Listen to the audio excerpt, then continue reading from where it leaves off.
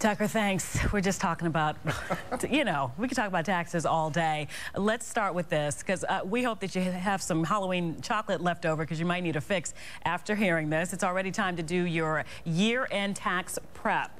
Joining us now, our friend Wayne Zell, founder and president of Zell Law, and also a columnist for the Washington Business Journal. A lot of people feeling overwhelmed right now, because we're looking at this Congress and we're thinking, is there anything that they will do? What can they do to help? Because come January, we might see some changes. That's right. If Congress doesn't do anything, then we'll have the largest tax increase in history, $4 trillion of tax increases over 10 years, starting with increases in individual tax rates up to 39.6%, and capital gains rates going up from 15 to 20%. But more importantly, I think for a lot of retirees and individuals who are out there, depending on their dividend income, the dividend rates are scheduled to increase from 15% to a high of 39.6%.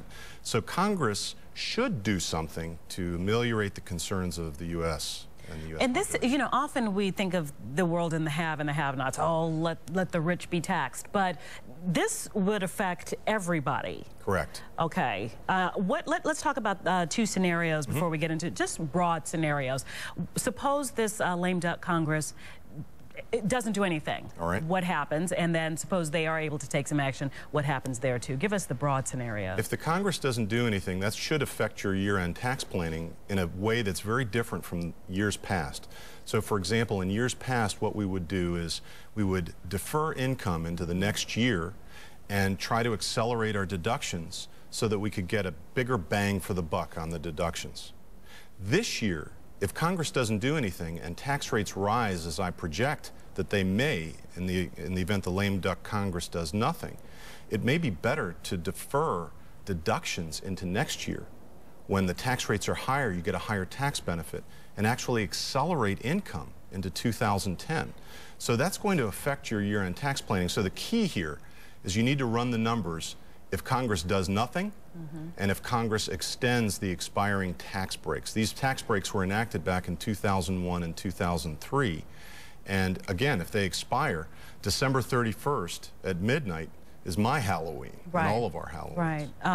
Let's talk about how we can prepare right now for January. We really don't know what's going to happen, but what should we be doing now, Wayne? Again, I would run the numbers. I would contact your CPA or your tax return preparer. You really might need somebody this time around. I would encourage you strongly to consider that, mainly because we need to figure out not only what the impact on the regular income tax is with the rise in rates, but also the alternative minimum tax, which changes in 2010 and 2011 if Congress does nothing.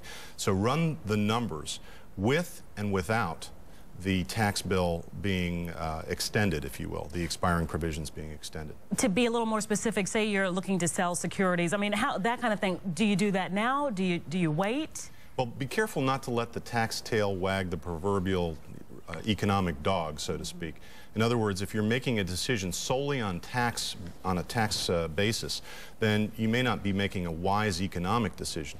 If the securities that you own have appreciated substantially in value and you feel that they're at their economic high, it still may make sense to sell this year. You get a lower capital gains rate. If you wait until next year because you think that something is going to happen that might benefit you, or to claim losses next year, then you may not get as good of an economic result that you originally planned. So make sure that you're looking at the tax issues and the economic issues together. Interesting, because you're right. We've been taught accelerate deductions, defer income, but now that might be the opposite. Might be the opposite now. Here's a good example. If you're an owner of a small business that's a regular C corporation, and you have cash on hand, and you were thinking about paying a dividend, many of my clients are considering paying the dividend this year because dividend rates are at historical lows, and most people don't expect dividend rates to be at this low of a level in the future. So pay the dividends this year as opposed to next year when they may be taxed at their historically low rate. So maybe with a little planning, little professional help, it doesn't have to be as spooky as Halloween. Well, who knows? But or it will be. The other advice, watch the lame duck Congress and see what they do, because if they actually do extend these expiring tax provisions, then everybody can do what they've historically done and in the past, and that is defer the income accelerate the deductions. But we have to keep our eye on Congress to see what's going to happen. In a short window of time, we're talking January 1st. Wayne Zell is the president and founder of Zell Law and also a columnist with the Washington Business Journal. Thank you. Thank you. Steve, you know, thank you in quotes. Back to you. Thanks for the scary news.